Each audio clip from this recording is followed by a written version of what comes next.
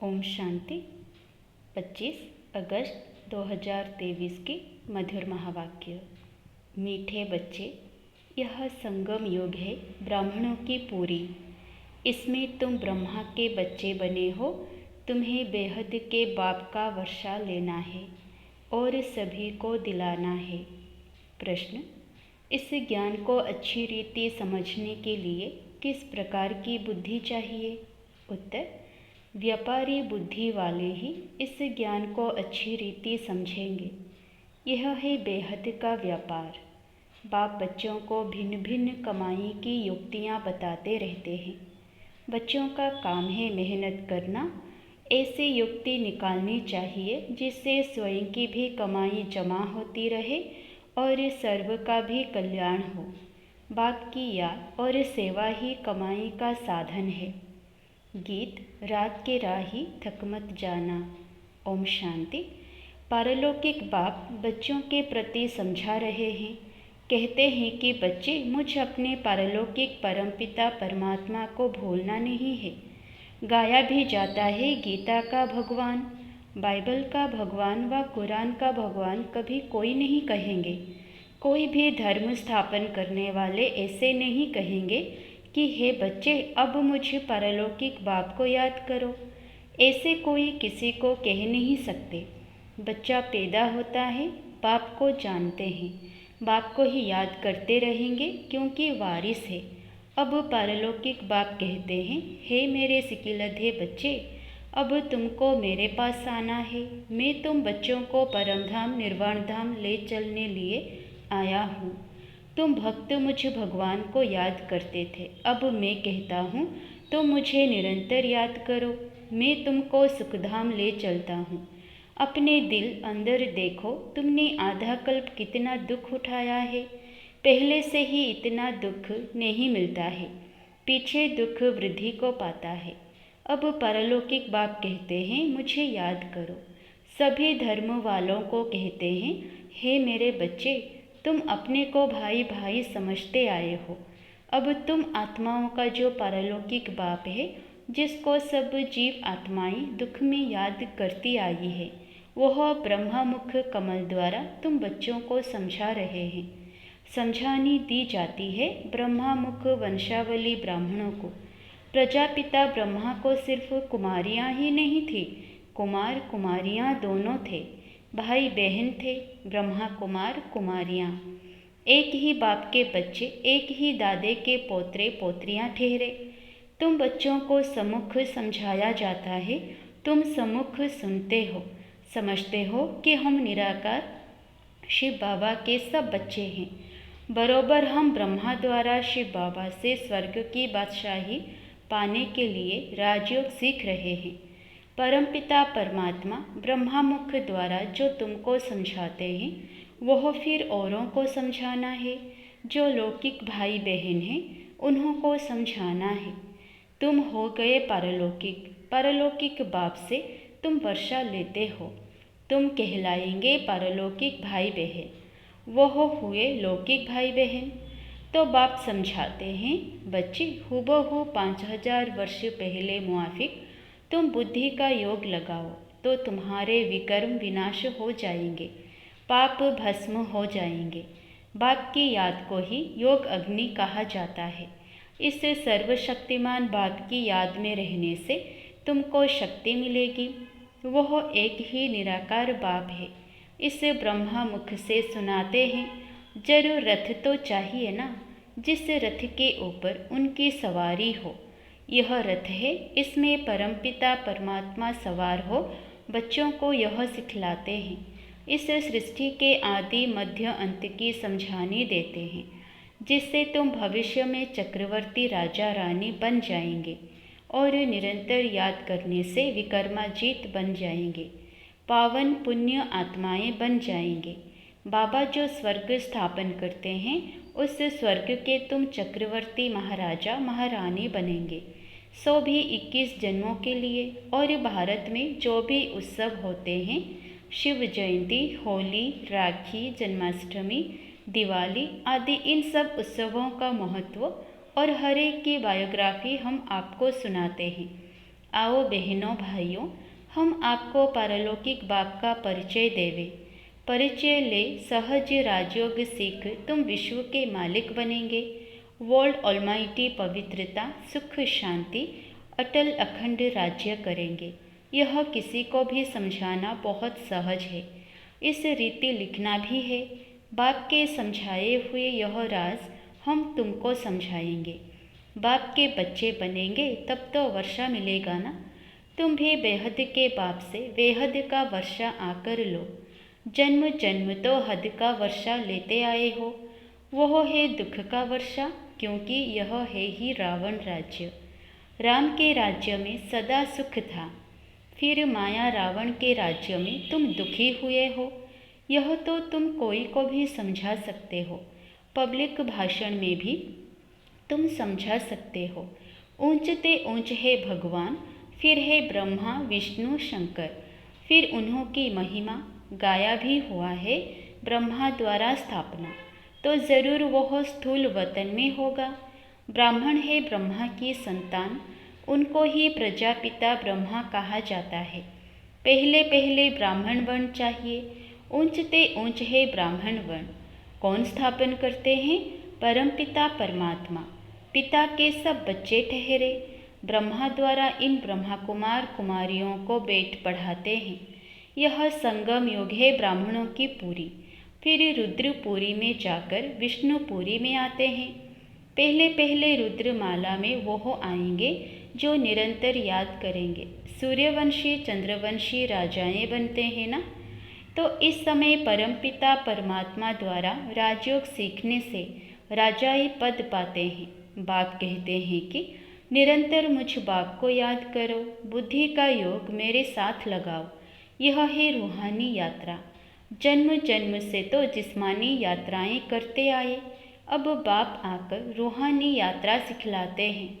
कहते हैं मुझ बाप को और स्वीट होम को याद करो, जहाँ से तुम आए हो पाठ बजाने। तुम गोरे थे, विश्व पर राज्य करते थे, फिर तुम काम चिता पर बैठ काले हो गए हो, सुंदर से श्याम बन गए हो। भारत बड़ा सुंदर था, नाम ही था स्वर्ग। अब तो नर्क है ना। तुम ही पूज्य से फिर पुजारी बनते हो।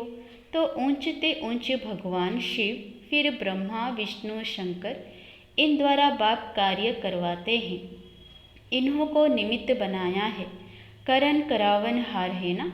ब्रह्मा द्वारा भारत को स्वर्ग बनाने के लिए राजयोग सिखलाते हैं। बाप कहते हैं कि यह राजयोग सिखलाकर पूरा करूँगा तो फिर विनाश होगा। फिर जो नई दुनिया स्थापन करते हैं उनमें जाकर राज्य करेंगे। फिर जितना जो पुरुषार्थ करे, सारा पुरुषार्थ पर मदार है। कहते हैं गंगा पतित पावनी, फिर परमात्मा को पुकारते क्यों हो? हे पतित पावन आओ। तो पुजारी भक्तों को भक्ति का फल मिलना चाहिए ना। स्वर्ग में तुमको जीवन मुक्ति का फल मिलता है और सबको शांति का फल मिल जाता है। स्वर्ग में सुख शांति दोनों ही थे। सब सुखी थे जिन्होंने राजयोग सीखा। विकर्म विनाश तो करना ही है, हिसाब किताब चुप्त होना ही है। तो फिर नए सिर पाठ बजाना है। सबका हिसाब किताब चुप्त कराए, पावन बनाए, बाप साथ में ले जाते हैं। यह सब राज समझने की है। मनुष्य भगवान को याद करते हैं तो ज़रूर भगवान को सृष्टि पर आना पड़े। कहते हैं कि सृष्टि पर आकर भक्तों को भक्ति का फल देता हूँ। मुक्ति व जीवन मुक्ति, शांति व सुख देता हूँ। दुनिया में सुख शांति व संपत्ति ही मांगते हैं। मनुष्य तो संपत्ति के लिए ही पुरुषार्थ करते हैं कि धनवान बने। समझते हैं संपत्ति में ही सुख होगा। परंतु भल किसी को कितनी भी संपत्ति है, राज्य तो फिर भी माया का है ना। पति दुनिया है ना, तो पाप जरूर होंगे। संपत्ति के लिए बहुत पाप करते हैं। यह है ही पाप आत्माओं की दुनिया। इसमें कोई भी पुण्य आत्मा होती नहीं। पुण्य आत्माओं की दुनिया में फिर कोई पाप आत्मा नहीं होती। यथा राजा रानी तथा प्रजा पुण्य आत्मा होते हैं। इन पावन देवी देवताओं को पति दुनिया में राजा लोग भी पूजते हैं, क्योंकि समझते हैं यह सर्वगुण संपन्न है, हमारे में कोई गुण नहीं, आपे ही तरस परोई। फिर यह कहते हम ही भगवान हैं। पतितों को पावन बनाने वाला तो एक ही बाप है। पतित पावन कहने से बुद्धि चली जानी चाहिए निराकार भगवान की तरफ। निराकार उपासी भी होते हैं ना, तो वह निराकार बाप है ऊंचते ऊंच। जब तक उनका पूरा परिचय नहीं तो उपासना क्या करेंगे। भल कहते हैं परमपिता परमात्मा शिव है, निराकार उपासी है ना, निराकार को याद करने वाले। परंतु वह है कौन, पूरा परिचय चाहिए ना। निराकार को क्यों याद करते हैं, उससे क्या मिलेगा। क्या निराकारी दुनिया में जाएंगे। आत्माओं को तो निराकारी दुनिया में जाने के रास्ते का पता नहीं है। भल सब याद करते हैं परंतु बिगर परिचय। इस प्रकार याद करने से तो कोई पावन नहीं बनेंगे। यहाँ तो निराकार खुद साकार में आते हैं। मनुष्य तो निराकारी दुनिया में जाने के लिए कितने शास्त्र आदि पढ़ते हैं, परंतु कोई जा नहीं सकते, रास्ते का भी पता नहीं है। जिस्मानी यात्रा के पंडे लोग रास्ता जानते हैं तब तो ले जाते हैं ना।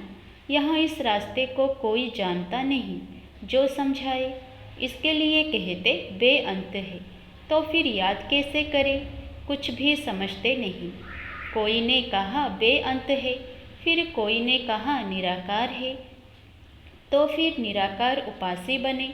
आजकल तो फिर कह देते कि हम वही हैं। दिन प्रतिदिन तमोप्रधान मत होती जाती है। जो आता वो कहते रहते हैं, बाप समझाते हैं, ऊंचते ऊंच बाप गाया जाता है। सर्वव्यापी कहने से तो सब ऊंचते ऊंच हो जाते हैं। इतने पति दुखी वह फिर ऊंचते ऊंच कैसे होंगे। एक तरफ कहते नाम रूप से न्यारा है, फिर उनको पत्थर भीतर में लगाना, इसको ही धर्म ग्लानि कहा जाता है। अभी फिर कहते हम ही परमात्मा हैं। अभी जो कुछ पास्ट हुआ सब ड्रामा है, वह फिर भी होगा। भूल पिछाड़ी भूल, ग्लानि पिछाड़ी ग्लानि करते करते भारत ऐसा पतित हो गया है। बाप का परिचय तो सबको मिलना है, तुम्हारा प्रभाव निकलेगा। इतने ढेर ब्रह्मा कुमार कुमारियों द्वारा ज्ञान मिलता है। यह तो बरोबर परमपिता परमात्मा की ही बात है।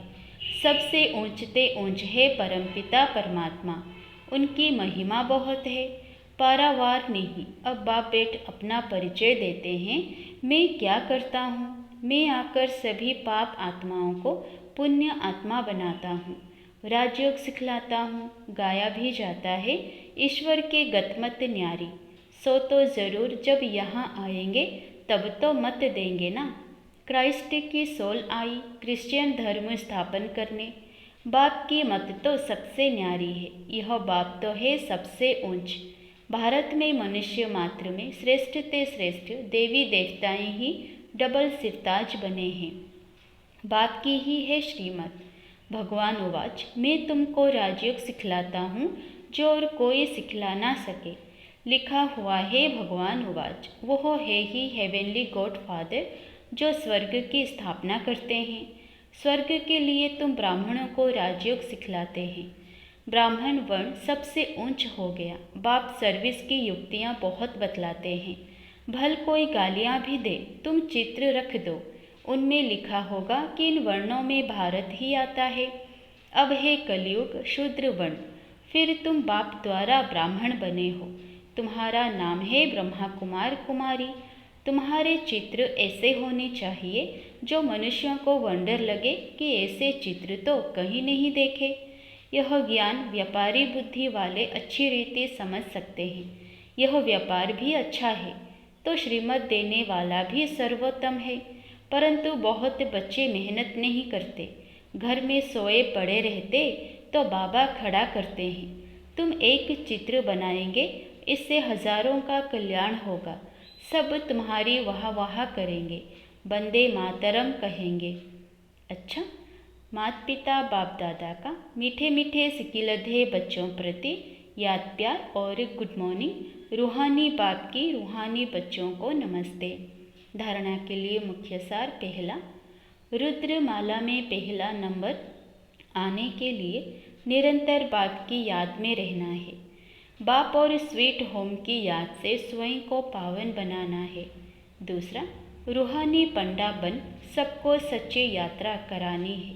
एक बाप की श्रीमत से स्वयं को डबल सिरताज बनाना है। वरदान, स्वस्थिति की शक्ति से किसी भी परिस्थिति का सामना करने वाले मास्टर नॉलेजफुल भव। स्वस्थिति अर्थात आत्मिक स्थिति। परिस्थिति व्यक्ति व प्रकृति द्वारा आती है, लेकिन अगर स्वस्थिति शक्तिशाली है तो उसके आगे परिस्थिति कुछ भी नहीं है। स्वस्थिति वाला किसी भी प्रकार की परिस्थिति से घबरा नहीं सकता, क्योंकि नॉलेजफुल आत्मा हो गई। उसे तीनों कालों की सर्व आत्माओं की नॉलेज है। वह जानते हैं कि यह परवश है, इसलिए शुभ भावना शुभ कामना द्वारा उसकी सेवा करेंगे, घबराएंगे नहीं, सदा मुस्कुराते रहेंगे। श्लोगन, भाग्यवान वह है जो सदा भाग्य के गुण गाए, कमजोरियों के नहीं। अच्छा, ओम शांति।